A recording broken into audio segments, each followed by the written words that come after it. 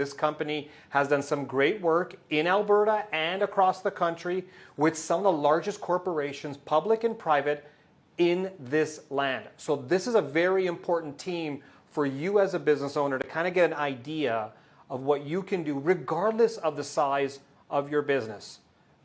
Zeenat, Morrey, welcome to the show. Thank you. Thank you very kindly. So let me start off right out the get-go. Zeenat, I want to talk to you about future focus. There are many businesses, regardless of size, who are trying to figure out how do you look forward when you're in the middle of a pandemic? How do you look forward when you're going through a lot of problems even before the pandemic? So let's talk about what you call future focus. Tell us a bit more about that. It's a really good question, Faisal.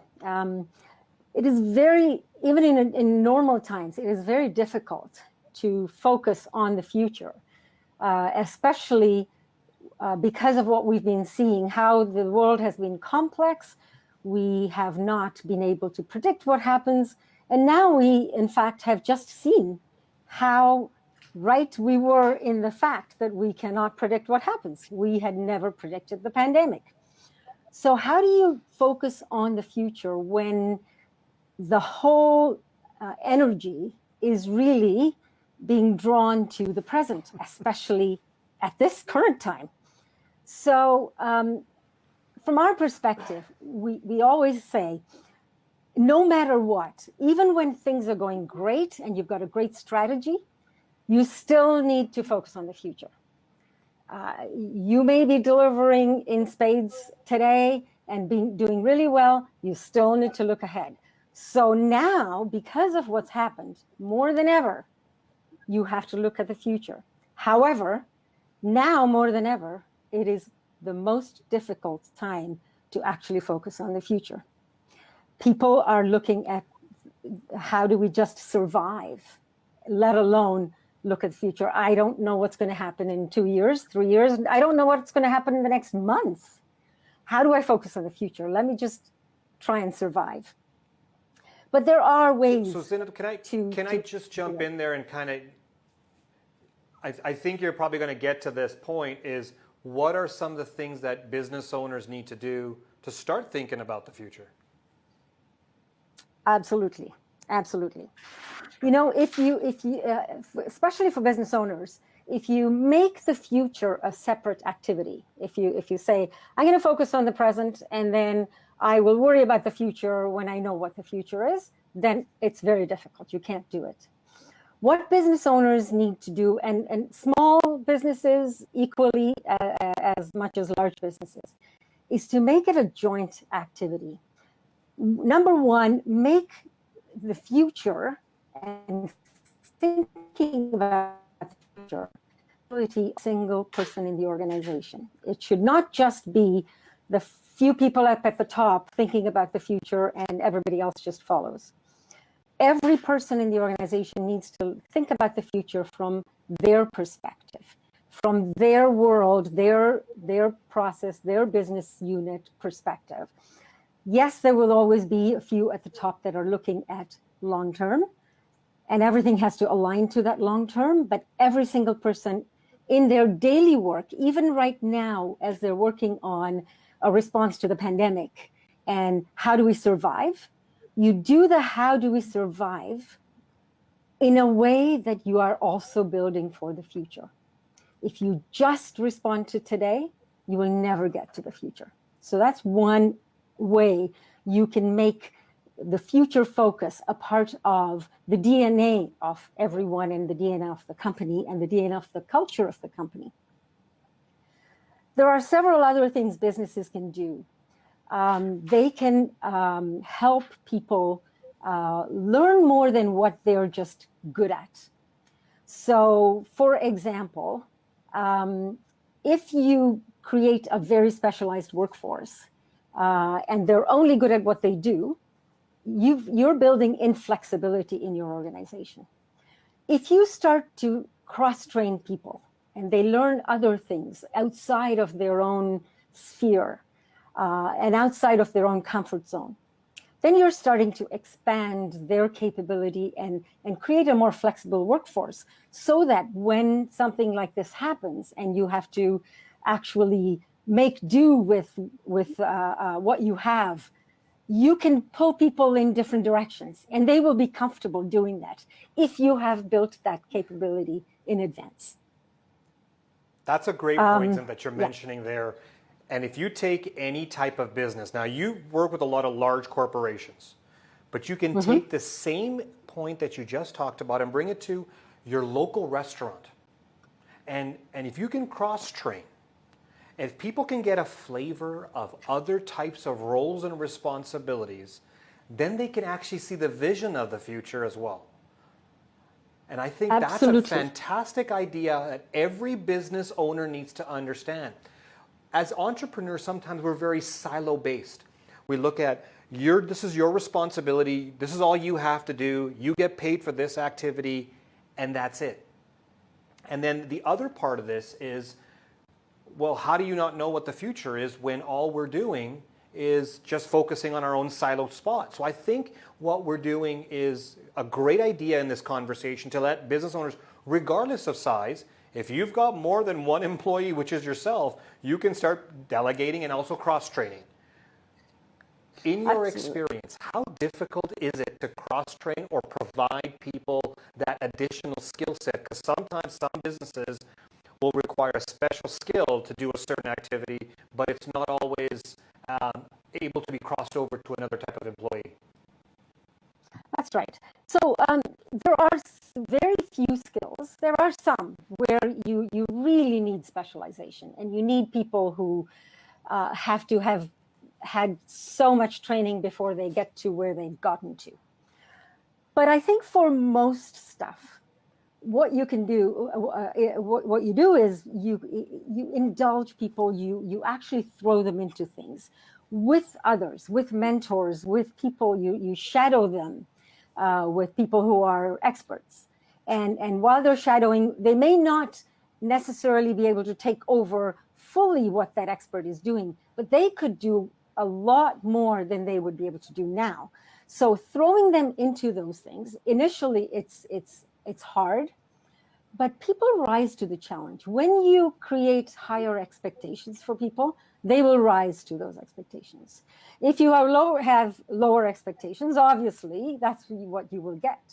So putting people into these new things, people like challenges, and people like, in fact, a lot of the new talent, if you look at the younger generation, they actually look at organizations that provide these kinds of new capabilities so that they can learn new things. And then they'll decide whom they want to work for. So if you create an organization that is such that it allows people to learn, to make mistakes and to grow, then people will come to you. You'll find good talent. So Zeenat, when it comes to this, I want to move to Morrey on this part, because Morrey, you and I were talking about resiliency. And in resiliency, first of all, let's define what that is. And then how does an individual and a company become resilient? So thank you, Faisal. It's a great starting place to ask what we really mean by it. Because often we mean, in everyday language, resilience is you get knocked down with a big blow and you get up and you dust yourself off and you get yourself back in the ring and try again. And the ability to bounce back when adversity has happened is important, but it's not nearly enough. Because if you just do the same thing you did the last time, you'll get knocked down again. So on top of the ability to bounce back, we need the ability to understand what just happened. So right now, we've gone through this totally shocking phase of the pandemic. Many things were not what we expected to happen. Our lives got turned upside down.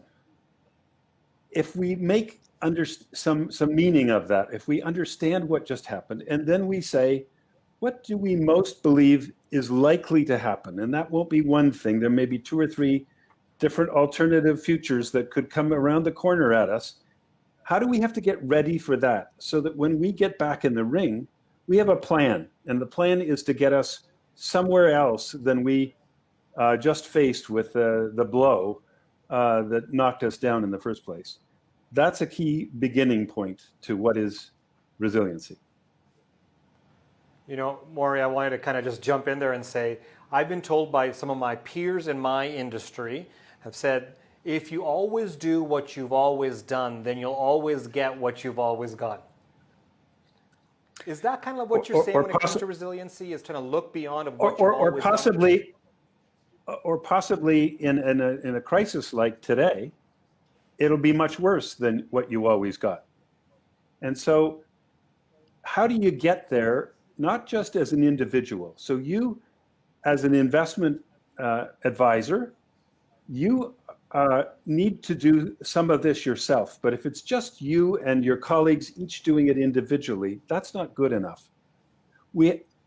Resilience is a collective thing. It's a team sport.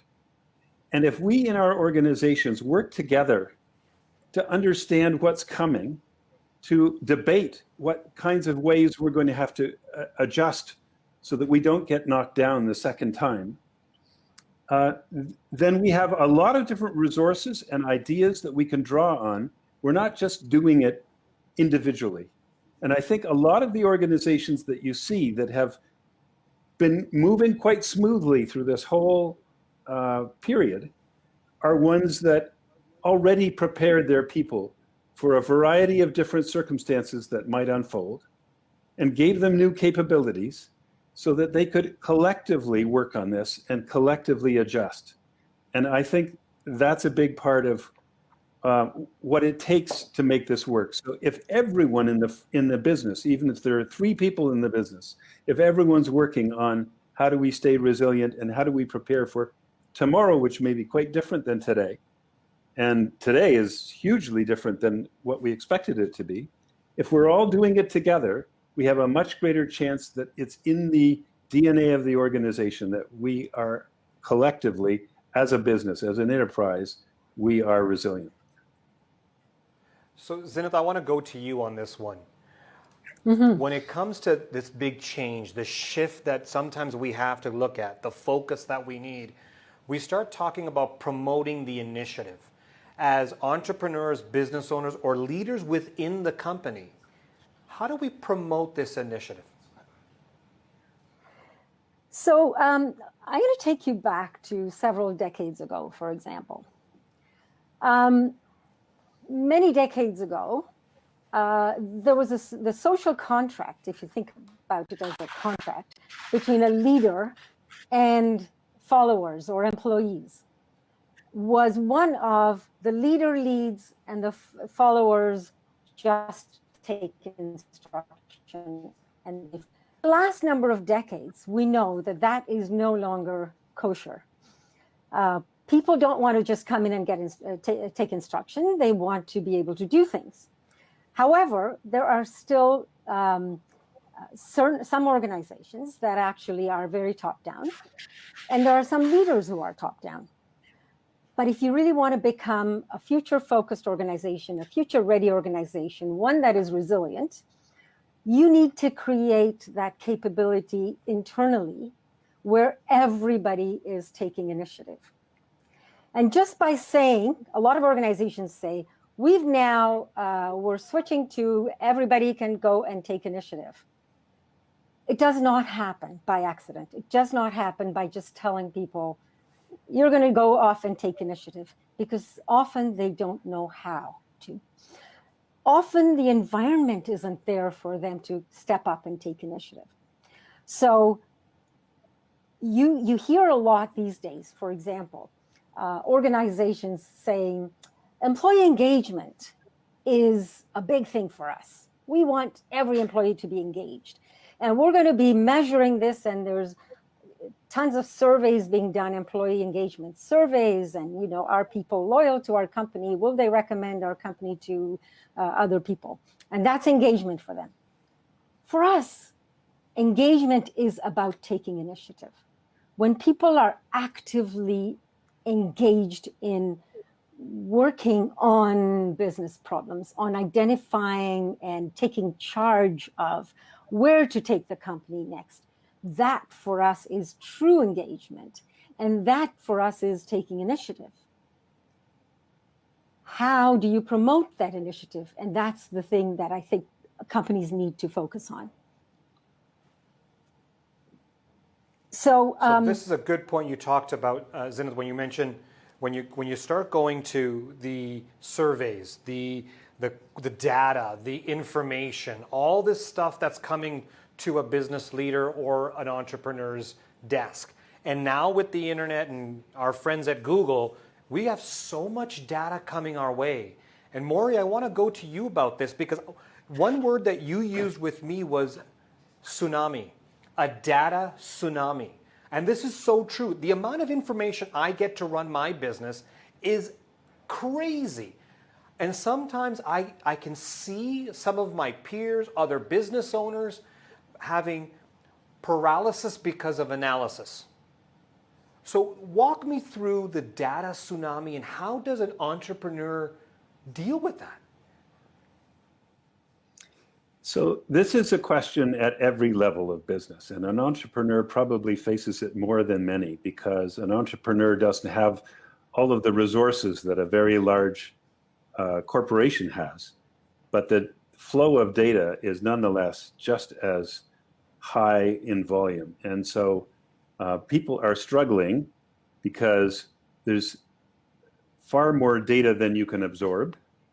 And a lot of people don't have the skills to really, truly pull the data apart and say, out of all this stuff, these are the 3 points of data that we really have to focus on.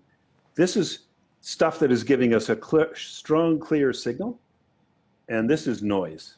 This is a distraction. We don't need to pay any attention to this data. And so that isn't something that you can just get a PhD in or bring somebody who's your data person. It really needs to be the skill of everyone. And so in each department, in each little group, in each team, and for each person, you need to be able to say, in my line of work, these are the numbers that I'm following. I have certain assumptions about them as to if I get these numbers coming in, I know I'm on track. If I get those numbers, I'm off track and I really better figure out why.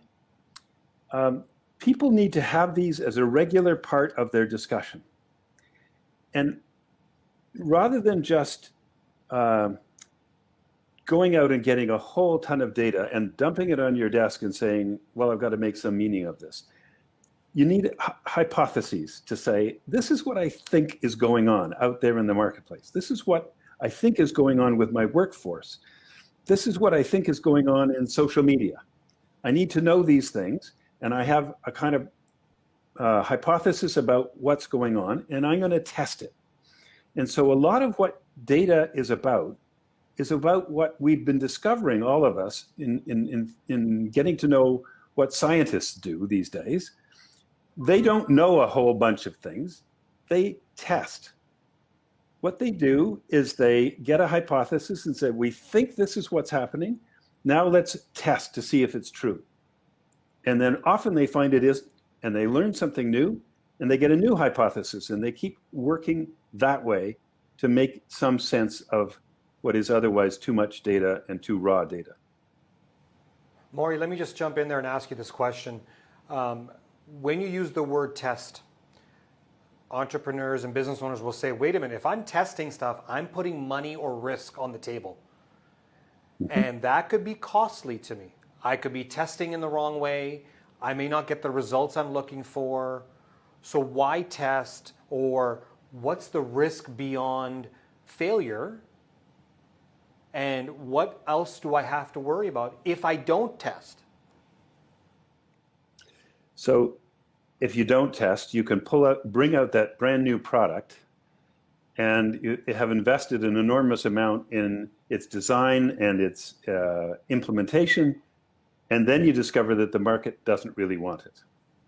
So a lot of what people are talking about now in this topic is what they call a minimum viable product. You don't come out with the fully fledged, I spent 10 years on this or 2 years on this or even 6 months on this product. You come out with something that's maybe taken you 6 weeks to produce. And you take it out into the marketplace and you run small, inexpensive tests. And then you discover that actually 80% of this is very popular with the market, but 20% of it would sink the product if you didn't fix it. You haven't put so much money into it, you haven't put so much time into it, that you've got a product you've absolutely committed to, and you can make the tweaks and you can make the adjustments and then come out with something. And you have saved yourself a whole bunch of risk. Now, that is not just about new products. That's about a new idea you have for working with your employees, a new program for being an incentive with your employees. Try a pilot, try a small test, and be very clear what you're trying to find out. And then you'll discover that some of what you thought is bang on and some of what you thought is wrong, and you are in big trouble unless you make those changes and do it early rather than after you've way committed yourself. I love that, Morrey. That's fantastic. You know, this kind of leads us down to the concept of future readiness. So Zeenat, let's start off with you. When we start looking at future readiness, how do we measure this? How do you measure if your company is future ready? So unlike other kinds of measurements where people go out and benchmark against other companies or companies like companies in their industry, this is not about the numbers. It's not about a measurement like 1 to 10 and we are at a 7 or a 3. This is about having a good feel of what your organization is. You know, when we talked about people taking initiative, if you look around your organization and if you have actually created an environment where people can actually go in and try things out, take risks, where by taking risk they are not reprimanded in case they fail, but they're actually encouraged to learn from the risks they take and from the failures that might come along the way. In fact, the more failures you have, the better and more resilient and more future-ready organization you can create if you're learning from it. So if you allow people to take those chances and to take initiative of improving something that they see needs improvement or trying out new ideas, and you see these things flourishing around the organization, then you know that you are a future-ready organization. If you see people when something comes up and they have to make a decision at the spur of the moment, and they're not waiting for somebody to tell them what to do, but they're making those decisions, then you know you are a future-ready organization. It's the feel of the organization, it's the DNA of the organization. You can't do a temperature check with numbers on it, or you can't do a survey, and you can't benchmark. But if you are walking the corridors and listening to people and hearing what they're talking about the future. They're not just buried into today. You know you're there. So Morrey, let me just jump in there. I wanted to kind of say this to you. What Zeenat was just talking about is what I call the water cooler or after work drink conversation. When you know a company or a business is future ready, that's the conversation that happens at the water cooler, or that's the conversation that happens for drinks after work. What are your thoughts about that? So it's absolutely a qualitative assessment. You can't, as Zeenat says, put a number to it. But you can also engage in conversations with your people and ask them, how ready were we for what just happened? So we just did a product launch. How ready do we feel we were? And how, you could ask your people, how would you measure how ready we were? And they may say, well, it was last minute. We came up with stuff that was really critical, but with 24 hours to go, that was not enough preparation. Or some other people might say, we had some assumptions about what was going to happen, and we were so wrong. We learned enormously that we should do better preparation for what's coming. And so if this is part of every major meeting in the company, if this is talked about in every forum, how are we doing in getting ready for the surprising things, not just the predictable things? There's a really great way of capturing this that Lord Baden-Powell, who founded the Boy Scouts movement, or the Scouting movement, he was the one who came up with this slogan, "Be prepared." That was the Scouts' motto. And somebody asked him, we discovered this recently, somebody asked him, be prepared for what exactly? And he said, for any old thing.